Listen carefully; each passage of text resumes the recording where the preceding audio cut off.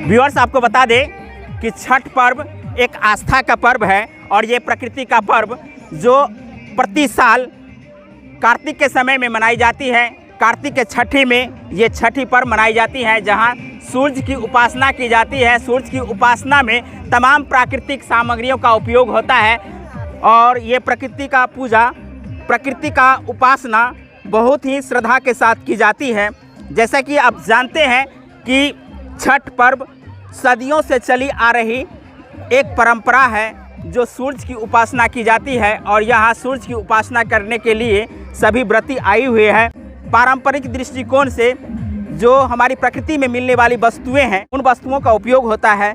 चाहे हम घरेलू जो भी सामग्री उपयोग करते हैं, उन तमाम सामग्रियों का उपयोग इस पर्व में की जाती है। तो ये आस्था का पर्व है जहाँ अपनों से मिलने का एक बहुत बड़ा बहाना होता है और इस पर्व में सभी एक समय का खोज करते रहते हैं कि कहीं ना कहीं एक ऐसा मौका मिले। तो यही एक मौका है जहां व्रती और उनके परिवार के लोग एक साथ मिलकर छठ पर्व मनाने के लिए आते हैं। तो आज खरना है और खरना के अवसर पर हम कह सकते हैं कि बनौर में वर्षों से छठ पर्व को लेकर के सूर्य की आराधना की जाती है और इसी का आज कलश स्थापना है और कलश स्थापना के लिए व्रतियों के द्वारा अपनी आस्था के लिए कलश स्थापना के लिए जा रहे हैं। यहाँ कमला नदी से पानी भरकर व्रती जो होती है वो निष्ठा के साथ आती है और अपने व्रत के लिए यहाँ पानी भरकर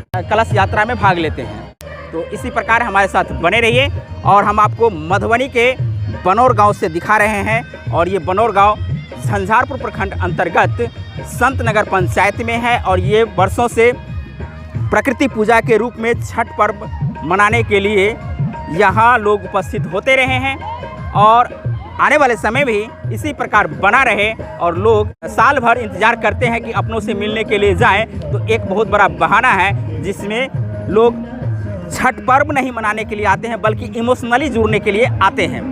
तो इसी प्रकार हमारे साथ बने रहिए, हम आपको दिखाते रहेंगे मधुबनी से और मिथिला दस्तक के माध्यम से तमाम अपडेट्स। कल सजिया रखा है, उसके बाद पढ़ना है, तो उन सभी खबरों को भी हम आपको दिखाते रहेंगे। हमारे चैनल को सब्सक्राइब नहीं किए हैं तो सब्सक्राइब जरूर कर देंगे। बहुत बहुत धन्यवाद। जय हिंद, जय भारत, जय मिथिला।